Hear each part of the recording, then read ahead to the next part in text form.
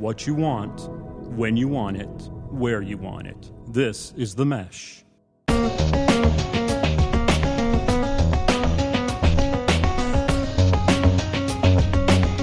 Welcome to the Entrepreneur Exchange on the Mesh Podcast Network, a monthly conversation about startups and small business with ideas, tools, and advice to operate your business more effectively. On today's show, a very special Entrepreneur Exchange guest. We've got EJ Carrion with us. He is a well-known writer, young entrepreneur, business speaker, and he is fresh off working with students in our local region today. And of course, we will also share some small businesses of the month for you to listen to as well. So stay tuned to hear that. My name is Jeff Neuville. I'm your co-host. I'm the director of the Small Business Center at Catawba Valley Community College in Hickory, North Carolina. I'm joined by my co-host, Gary Muller, who is Dean of the School of Business, Industry, and Technology at Catawba Valley Community College in Hickory. Gary, how is it going? Jeff, it's going great. It's been a perfect day having EJ on our campus. And let me go ahead and welcome EJ Carrion. EJ, how are you doing today? I am doing fantastic. Thanks for having me, man. Well, let me share with our listeners a little bit about EJ. EJ has been featured on ABC, NBC, and Fox News affiliates. He is the #1 Amazon best-selling author of Accelerate Your Success, How to Create a Future and Stand Out When College Is Not Enough. This book teaches students how to market and brand themselves when everyone is going to college, but not everybody is hiring. EJ Carrion is also the co-founder and CEO of the Student Success Agency, an online mentoring platform that connects teenagers to college advising anywhere, anytime from their cell phones. EJ recently represented Student Success Agency at the White House as a special guest speaker on college success and was recognized by Forbes Magazine as a top 30 entrepreneur under the age of 30 in 2018. So you're still under the age of 30. Yes. And yet you're so accomplished. That scared the heck out of me when I heard that. I knew that he was, but it just kind of makes me feel old. There's more. In a short period of time, EJ has already spoken to over 250,000 people in 43 states and around the world. He is recognized as one of the country's top youth speakers, and Gary and I had the benefit of seeing that in practice today. His childhood dream was to become a platinum rapper, and he has shared the stage with platinum-selling artists. He's had one of his raps used by ESPN. So anyway, we're really pleased that you're able to join us today, EJ. Yeah, this is an awesome setup you guys have. And the fact you guys have been doing this for several years, I think it's great. Well, we give much love and credit to the folks at themesh.tv. So people need to be checking out all the things themesh.tv is doing. Absolutely. They've been great sponsors for us. So, EJ, tell us a little bit about the work that you're currently doing. You're doing speaking, you're writing, you've got your own business. How do you spend your hours? I always lead with always sharing the biggest vision. I think if I could say as a race, the biggest thing we don't do is we don't have enough vision of what we want. So I'm going to go to what I'm projecting of seeing of my 65-year-old self goal. My goal is to modernize education. I think what you've seen with Barnes & Noble and Amazon, Netflix and Blockbusters, Uber and taxi, Airbnb and hotel, you're seeing hitting some of the more pivotal parts of our society, like education, medical, the financial field. So my goal is to create relatable modern products from public speaking to mentoring to eventually more other products that are able to create traditional services like public speaking, mentoring, counseling, advising, and all these things and provide it in a more relatable, convenient way that fits the digital age. And so our company, Student Success Agencies, is a mobile engagement platform that allows to solve the overbooked counselor, overlooked student problem. There's one counselor every 500 students. Average student only gets 38 minutes with their counselor a year. Counselors are only available during the day when kids are literally the most busy they'll be all day. Mm-hmm. And they're most likely working on college and stuff after school when their entire school is closed. And we spend $183 billion on student support services, and all of it is only available during the day when kids are the most busy. And our goal is to change that so that kids can have one-to-one advising, tutoring, mentoring from the palm of their hand. Regardless of where they live, regardless of their zip code, they can have that one-to-one attention. So when you say counseling and tutoring, I would think that there's some general counseling that is a very good fit. I don't know if some might be more school specific. Is that stuff? But mainly it's school specific. Typical high school things that kids are going through. We do have counselors on staff, but mainly it's a lot of the college advising and homework prep that we get and we receive. Well, we see it firsthand every day. The high schools, the counselors are overworked, and so they can't get to them as much as they'd like to during the day. But when they really have the time, just like you said, there's nobody around to go to. Yeah. Yeah, with your guys' connection at the community college, you're able to, see it hand in hand of what's going on. And as we may have mentioned, you're a relatively young man, and at least in I'd say he's a very young man, and current company particularly. You're flying these days, though. Where as far as your passion for starting something, your passion for entrepreneurship, where did it come from? I didn't know what entrepreneurship was until I was 19 years old. I know I was always very outgoing, flamboyant, full of energy. And if anything, I was raised by That's a lot like you, Jeff. Not like him, though. And as an awesome, I was just raised by an awesome mom who knew what my strengths were, knew how I really was cut from her cloth. If you guys meet her one day, you'd be like, this makes a lot of sense. I mean, she's a 4'8" Puerto Rican lady, but she sounds like a 6'5" black woman. Like, she is a loud lady, and she runs the room, and she is in the room.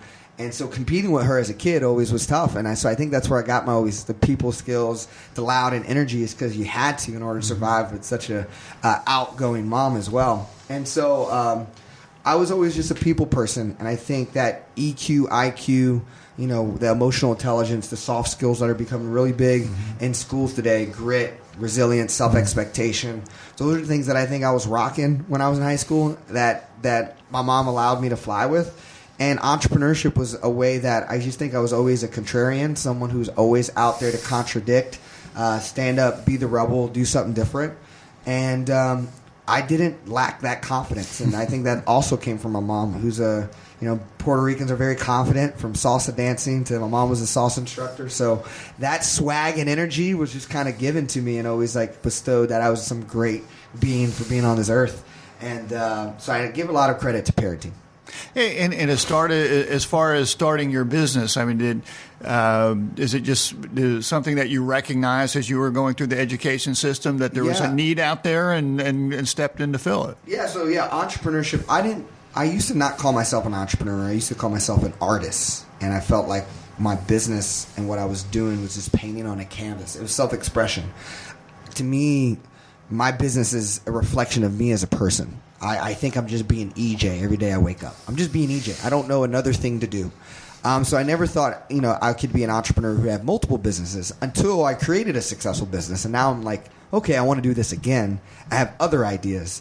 And my first run around was being a public speaker.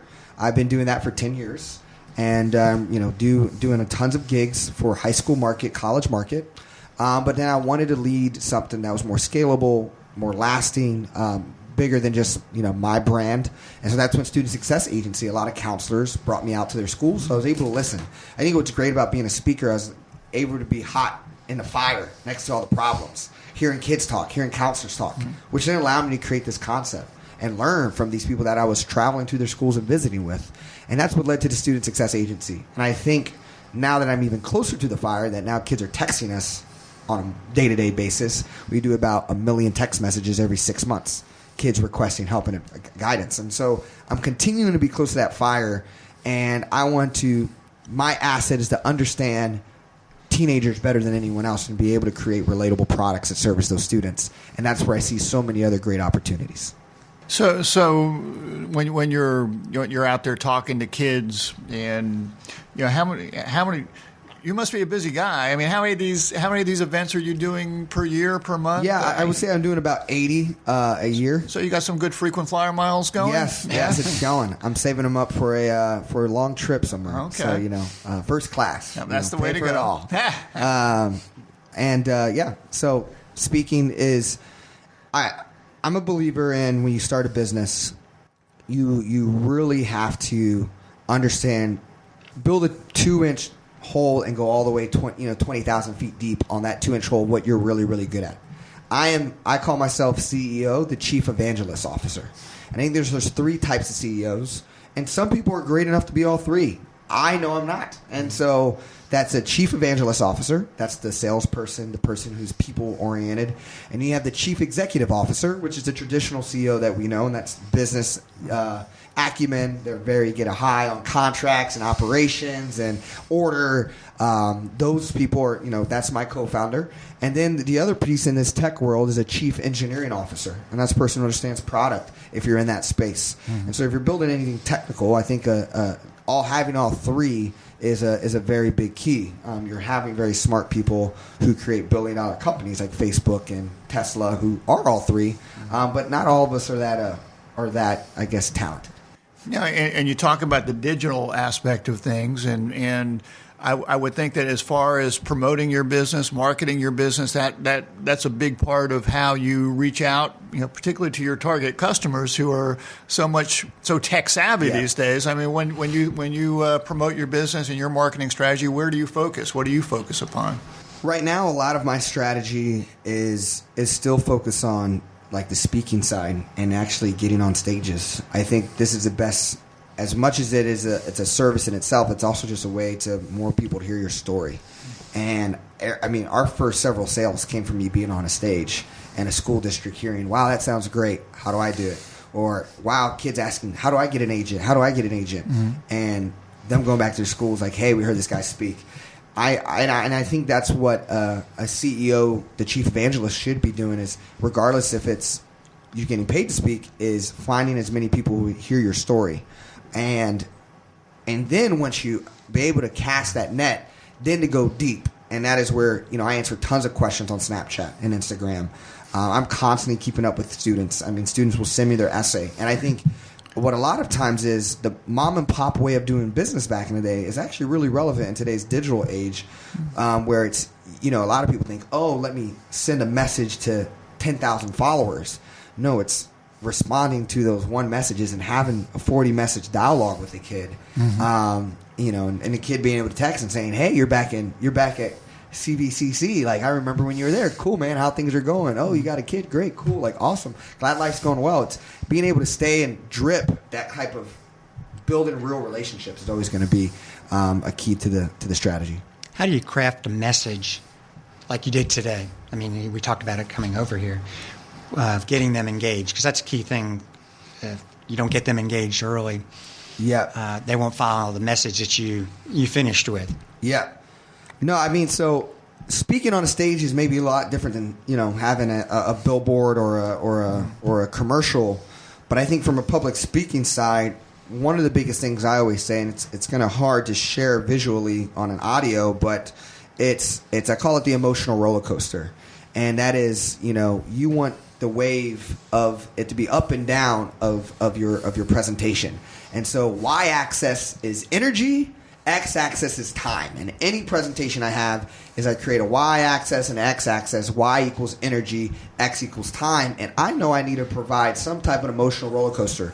Now, high energy means, super entertaining. But low energy doesn't mean something bad. It means you're giving a personal story or content that's important. Where energy doesn't need to be high, but consuming of information needs to be aware. And so my goal is high energy right off the bat with the skydiving story, get them really going, get them on my side, and then I dive in, say, hey, this is why we're here, this is what we're going to talk about. Then we do high fives, and then I go back into the story, and then usually I end with a rap or something like that to bring it back and end with fireworks.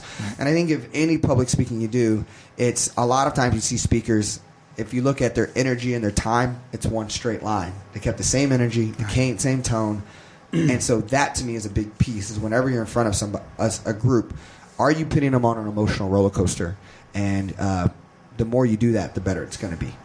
Hey, listening to your presentation today, and I know one of the things that you focused upon was trying to create something that is going to be sustainable and longer lasting, perhaps longer lasting than you. Absolutely. And I would think that one of the challenges with your business is that you're such a big part of your business. Correct. How do you transfer people from I'm a fan of EJ to becoming a customer and client of your business? I would think that maintaining that relationship's got to be a key part of what you're doing. Yeah, and I think that's probably one of the biggest things we're battling now. I mean, we're still a smaller we're not this big conglomerate, and I think it's cool. I can now start seeing where people know what Student Success Agency is before they know what I am, and that's a really cool thing to start seeing. But I also think it's, in a social world where everyone's, if I asked you how many people you follow on Twitter, do you follow Bill Gates or do you follow Microsoft? Do you follow Elon Musk or do you follow Tesla? Mm-hmm. Do you follow Khan Academy or Sal? Yeah. And so I think it's okay, and I think that's why a chief evangelist is actually extremely important in today's age, is because people follow personal brands. Mm-hmm. And what I love about those people I just named is once you have a brand, you can now drip into 20 different other things. I mean, Elon Musk can say, hey, I'm going to start a school, get on a podium, and people will listen to him, and then go sign up for a wait list for his school. Mm-hmm. He's literally a walking business startup. And so that's, to me, I think a big piece of that. I think that personal branding is actually, that social capital is bigger than the financial capital, and it's something that I'm trying to long-term build as this modern ed tech entrepreneur who gets one of the hardest people, and that's teenagers. And I'm going to constantly build products that I'm going to be able to evangelize. And I think it's okay, but we'll see. Well, I think it's actually pretty cool. Because I think you're having to build two brands really at the same time in terms of your personal brand plus your business brand. Yeah. So which it has some challenges, but it's also gives you some flexibility to do some fun things. Yeah, it's cool because what's happening is with Student Success Agency, I usually offer I'll come present at the school to get every kid excited about it so they use it. But now we're getting schools being like, we can't do the assembly. We just want the student success. I'm like, but guys, I'm good at this. You guys should, people pay for me to do this. I'm coming to your school to kick this off and get you excited about it. But they're like, yeah, it's just hard for us to do assembly. We'll just take Student Success Agency. We know it's a good service. I'm like, all right, cool. Right. But now that's less EJ on the road, so I'm okay with that. Yeah, I hear you. So, but we'll see. I think I'm a believer in building. One is betting on your strengths. And I think I did the Strength Finders, and my number one strength on Strength Finders, the Gallup, whole book, and I recommend we do this with our staff. My number one is relator.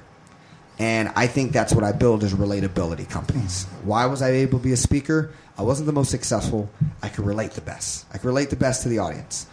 What we do at Student Success Agency is we make mentoring and advising cool. Nobody wants a mentor at high school age, and nobody wants to go to a counselor because it means you need help or something's wrong with you. Mm-hmm. But now we made it hip and cool by calling it the first agency that represents teenagers instead of celebrities and athletes. Mm-hmm. LeBron James has an agent. Drake has an agent. Why can't you? Hey, Mom, I'm talking to my agent right now. We make it cool and relatable to get mentorship and advising. And that's all I think I'm going to be building for the rest of my life is how do I take something and make it relatable to the market that people are trying to address. That's exactly what Beats by Dre did the headphones. The headphones are known better than all the other headphones. They knew how to build a culture and relate to an audience that needed to be met. And so that is, it's almost not necessarily being better. It's being able to be different and aligned to another group. Can I ask a question about a quote I've already asked him, but for our podcast? Because it really hit me because I think it's something that our students are really going to hopefully listen to and take with them. And that's, it's not what you do or not what you know, it's what you do. It's not your IQ, it's your will or I will. It's not how smart you are, it's how much heart you have. I mean, it really hit home to me, and I hope it hit home with our students. Absolutely. And I'm going to use it at our graduation. He let me say I could use it. And you're going to give him credit and everything? I was going to give him credit and everything. I'm not the one who probably made that. I'm going to say it at graduation because those are words that parents, advice has been given to me. I don't know who the source is of that. It's yours now, brother. That's what I told him. But everyone, I'm always, to me, what sticks to that is, and what's really cool is the students we talk about. I was talking about how when I took the ACT my junior year, my 8th grade brother got a higher score than me. Great story. And so many of those kids in there just took the ACT. Mm-hmm. And I bet they're feeling lost or unsure of what's next for them. So I just thought that message was such a perfect fit. I mean, what you do, it's I will, and it's your heart. I mean, that's what's going to make you successful. You said it perfect. I was really hitting me, obviously. Well, Gary and I are working at a community college. We work with a lot of students. We work with other people in small businesses in our community as well. But EJ, in your work with students, and you have a passion for entrepreneurship, what sort of sense do you get from students these days in terms of their interest in entrepreneurship and starting businesses, and what sort of challenges do they run into? Yeah, there's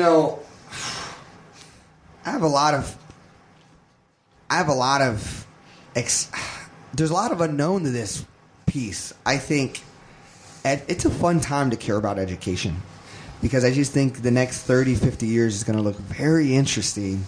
And I just think those entrepreneurship kids are not maybe being met fully in the current scheme of how it's set up. But I think there's a lot of kids, and it's not even that they even know that it's entrepreneurship. I just think it's ownership of your own journey. I mean, today, kids own so many things from the palm of their hand. They own their playlists. They own what music. They own what they want to watch, when they want to watch it, music when they want. I think a lot of choices out there. Access and convenience is what I think these students are so big about. Actually, it ain't even that they want ownership. It's they want access. I think today they don't own the cassette tapes. Today, I mean, you're going to have kids who don't, I'm pretty confident their kids won't own cars. So, the idea of owning a car, maybe even owning a house, maybe even owning our clothes. We would have, boxes of clothes shipped to us every week, and we just throw them in there, and then they ship them, and they switch them up for the next person who's similar to us. I think this convenience of not owning anything but having access is such a mindset that kids are about. And school is so caught up in just a way that allows them to not have ownership and access to their time and how they want to do it. And so I think what you're going to see with kids is just this drive of hunger of having ownership of their education and having their discovery of what that looks like for them. The greatest library today is YouTube, and the greatest teacher is Google, and how you can be able to use humans, which I think will be a huge piece to education and teaching kids how to live in where more and more people are having to become entrepreneurs. Is we're going to have to build a blend where the internet and content is available so kids can explore, but then humans are able to do what humans do best, and that is build one-to-one relationships and accountability that nudges kids as they own their journey through school. And so I just think the biggest thing for kids in that is allowing them to know it's okay to want to have the confidence to want to own their own education and take it a unique approach. Maybe that is going to CVCC first and taking a 2-year approach, then to a 4-year, and saying, hey, it's okay to live at home with mom and dad to save money. That's actually really smart. You don't have to be the cool kid who's joining the fraternity and spending $1,000 in debt. Mm-hmm. I think that confidence to realize there's so many different ways to succeed. You just got to bet on the way are you, and then building a network of humans who are able to be your accountability partner and nudging you along the way. More and more people, at the end of the day, if they work for someone or don't, they want to work from wherever they want to, whenever they want to, with the people they want to work with. And if you can give people that, that's a very entrepreneurial spirit. Mm-hmm. And I think that's what people are going to be thriving for more and more, not just from their education system, but also from their work environment. And I think a lot of employers think that employees need to do what they want them to do. But I think now that's your first customer, is those are the people you need to make happy.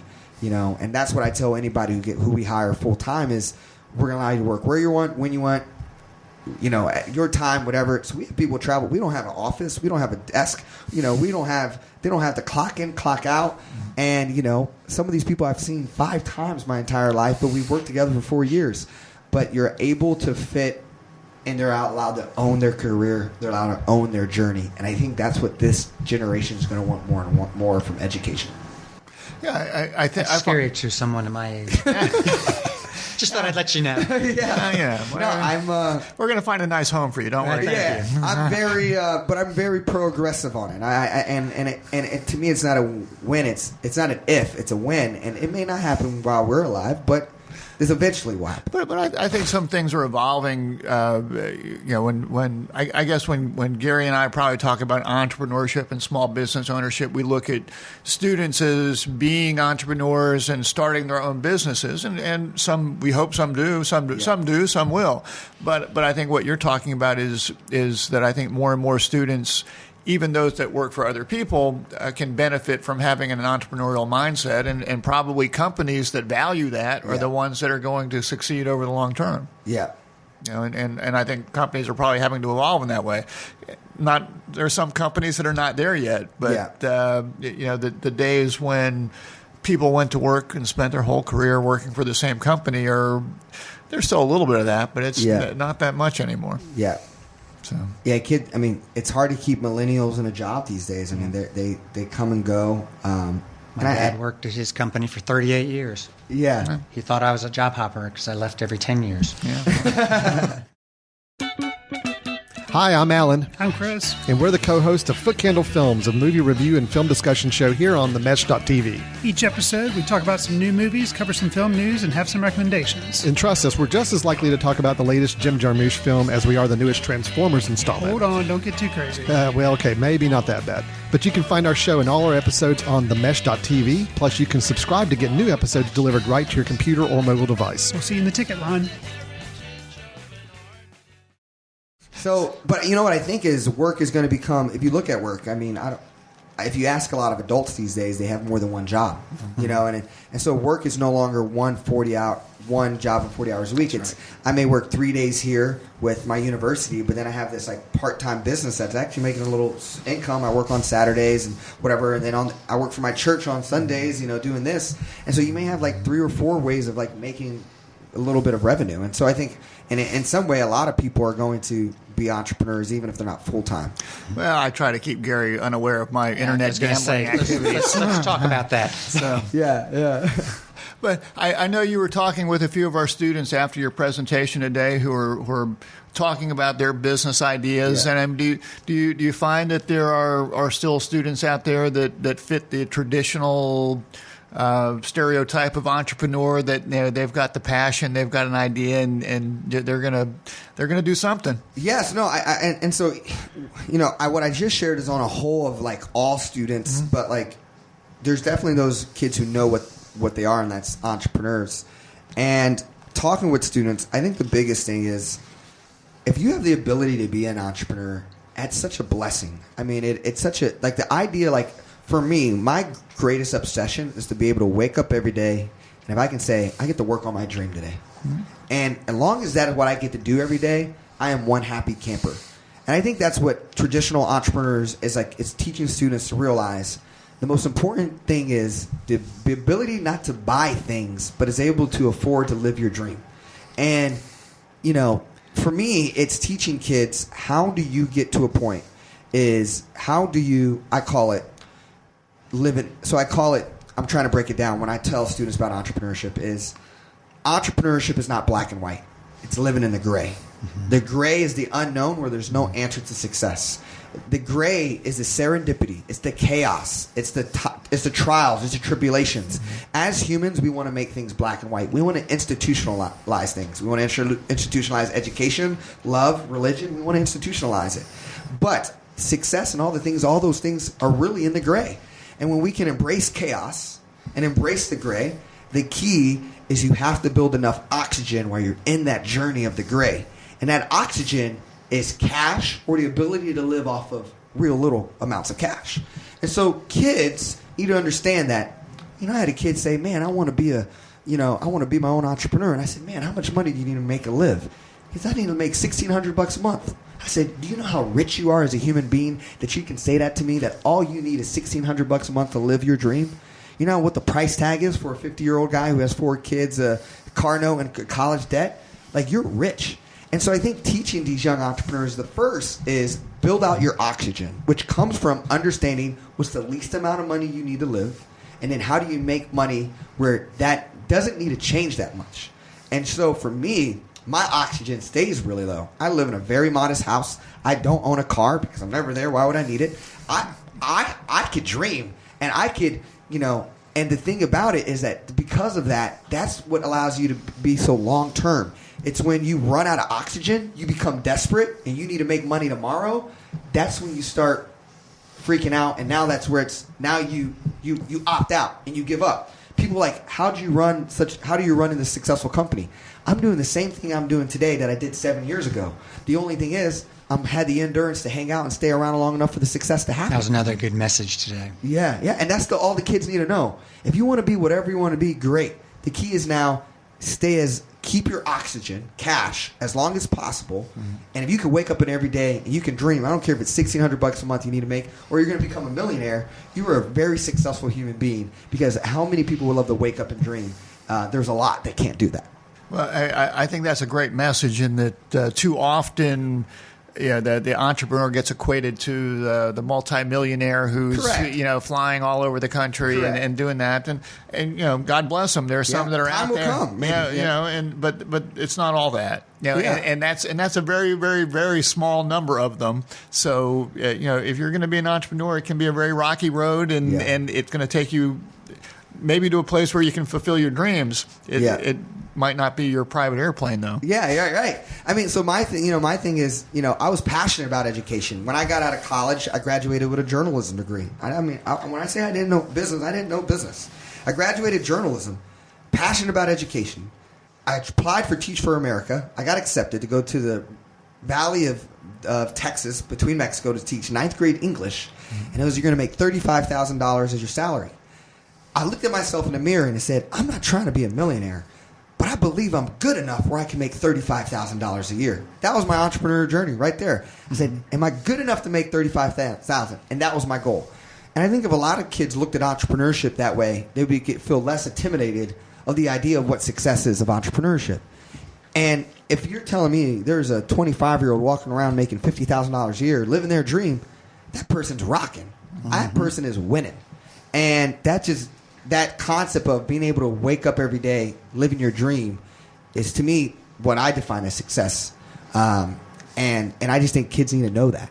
And it's more doable to be an entrepreneur if they realize it. I'm seeing kids who are getting jobs out of college now. I'm like, man, that's not a lot safer than just doing your own entrepreneurship gig. That's right. I hope more students get the confidence to take a jump and take a leap. Well, one of the last points that you made when you were talking to our students today was about the value of time and the importance of time. Talk a little bit about how you value that. So I'm going to make a viral video of that. Y'all keep me accountable. I'm going to make a viral video of me just holding all this money and throwing it in a trash can, and people are going to press play and millions of views. But my analogy here is that one of the biggest questions I get from students: how do you get motivated? How do you get motivated? So I tell them. Or how do you stay motivated? How do you stay motivated? Yeah. Correct. And so I say, I want you to take all the money you have. It could be $50. It could be a couple $100. It could be $1,000. I want you to take all the money you have out of the bank. I want you to put it in ones. And I want you to build a fire. And I want you to have that fire lit up. And I want you to stand over that fire. And I want you to stop dropping ones into the fire. And when you start feeling motivated, I want you to stop. And the concept is, when you put time in the sense of money, it's a visual to see, wow, I'm letting all this go away. I'm letting all this burn up to waste. There's a finite amount of it. Yeah, correct. And so it's this analogy that, to me, it's like always keeps me in my head of like how precious time is. And that's what I want kids to see is, Mark Zuckerberg, he was 14 when he started learning how to do his thing. He was making a communication app for his dad's dental practice at 14. And the thing is, he became successful at 24. It's no different than the person who started after business school, the MBA, at 26 and got successful at 36. It's a 10-year period to become an overnight success. What I'm telling these young kids is, you could start at 14 and get it at 24. And if you don't, you get it at 34, that's okay. Because you started early, and your oxygen is absurdly long at 14, because you don't have to start paying bills probably until you're 22. And so it's just allowing yourself that time is where you're going to be able to a higher chance of getting your dreams to make it happen. By the way, I love the analogy, but I couldn't let go of the first dollar. I guess that's the accountant in me. I was motivated. And no, I'm not going to do that. Well, you're probably also a really motivated guy as well. I mean, that dollar is a McDonald's Coke for me. Yeah, once you get to a certain age, time becomes even more valuable. Well, that's true. That is true. I think you're there. I'm there. You'd pay it. So. Well, look, EJ, we very much appreciate you visiting the Hickory, North Carolina area and Western North Carolina. It's a pleasure having you here and having an opportunity to talk to college students, high school students, and joining us here on the Entrepreneur Exchange. It's truly a pleasure. You're a lot of fun. We hope we look forward to bringing you back at some point. We need to bring you back soon. Yeah, definitely. I don't, maybe when you're still in your 20s. I was giving him some grief in that, how long do you get to be a young entrepreneur? I think 28 still qualifies, but I think at 30, it's not. You're just an entrepreneur. Sounds pretty good to me. All right, so us ancient entrepreneurs, it's time for us to share our small business of the month. Do you, EJ, you have anything you want to share with us? I guess a small business of the month. A small business out of Fort Worth, where I live. They're called Woats. It's a granola company. He's a young guy out of TCU, Texas Christian University. He started this soft granola company based off of having braces and crunchy granola, breaking his braces. Cool. He's doing really cool stuff. His name is Justin Anderson, Woats.com, and they're pretty good. They got different flavors, but I just love his hustle, his ability to market, brand, and run his own business out of his apartment, doing what he's doing. How do you spell that? Woats, Woats. Woats. All right, WOATS. And they're in like Targets and Walmarts that are in Texas. So you can find it there. He's making some good moves. Well done. All right. Very good. Gary, what small business are you going to give a shout out to this year, this month, this month? What day is it? Come on. Well, my small business of the month is a business that was started by one of our Skills USA champions, as well as one of your small business clients, Jeff. And I know you've spent a lot of time and energy helping this student. And the great news, she's become a success because of it. We've talked about this person before, but I thought we should highlight this student again because we're in the middle of the Skills USA season and our entrepreneurship teams are getting ready for the spring conference. Do you know who I'm talking about? I think I do. I'll give you a hint. It's Tammy Muller's cosmetology star student. So who is it? It must be Portia Wimbush. There you go. All Good right. answer. And her salon business is called Get Porshed. Salon. Get Porshed. Otherwise known as GPS. That specializes in hairstyling, such as hair extensions and hair color, and she's doing an outstanding job. And, of course, we knew that she was always going to be successful, and I will put one last shameless plug for Skills USA. She finished second in the country in the national competition just a few years ago. That's and good. We're very proud of her. All right. And she's located here in beautiful Hickory, North Carolina? Right down the street from us. Thank you. I forgot to tell you. She's local. So if you need a salon...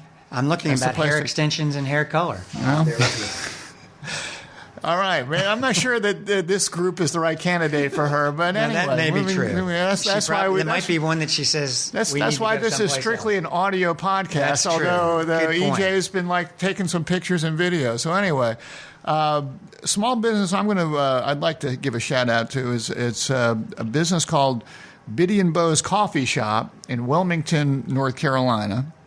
It was started by a mother, Amy Wright, who has 2 children with Down syndrome, and she was very dismayed to find that nearly 70% of adults that have intellectual and disability issues don't have jobs. So she started a coffee shop in order to employ or provide a place for employment for people with those sort of disabilities. And today she employs 40 people at her coffee shop, which allows them to earn a paycheck, gain a sense of pride, build relationships with the community.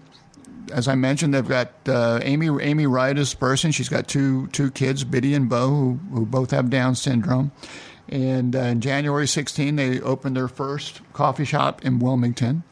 500-foot square place. Originally, the shop was run by 19 employees, and today they've actually expanded to a larger 5,000-square-foot space that serves as both a national headquarters and a coffee house. They've also been recognized on the Today Show, Rachel Ray, CNN, Harry's, Good Morning America, several other publications, and now they've expanded to open up another location in Charleston, South Carolina. And in 2017, Amy Wright was named the 2017 CNN Hero of the Year for her efforts to advocate for people with intellectual and developmental disabilities. They've started a nonprofit organization called Able to Work USA, where you can donate to the cause of helping folks continue that sort of work. So if you get a chance, check them out at www.biddy, that's B-I-T-T-Y, and Bo's, B-A-U-S, coffee.com. It's a pretty cool story. Really cool story. So anyway, check out those small businesses. We want to thank EJ for joining us. EJ, if people want to follow you or find you, where should they be looking? I'm just my name on all social media. EJ Carrion. 2 R's, 1 N. Yeah. Okay. So EJ Carrion, you can follow him on Instagram, Twitter. I believe you got your own website that has a lot of information about your company. EJCarrion.com. So SuccessAgency.com. So you can find out a lot about EJ there. So EJ, thank you so much for joining us and for being with us today. We want to thank themesh.tv for supporting us, and we encourage you to go check out other podcasts at themesh.tv. If you have an idea for the Small Business of the Month, you can email us at eexchange@themesh.tv. And Gary, what happens if we use someone's idea? We're going to give them a great gift pack of different things that come through our school. I know. We might have to secure a few of EJ's books to share as well. I still have I'm happy I have one left with me. I'd be happy to leave that one here. All right. And I still have the T-shirt with the shark on it. The CVCC Shark Tank. Shark Tank. I still have that. Well, awesome. We hope you wear it on occasion. Oh yeah, There you go. I'm telling you, it's a good shirt. So anyway, well, we want to thank everyone for listening. We thank EJ for being us. Check out themesh.tv, and we will look to talk to you again next month. Take care, everyone. Have a great month.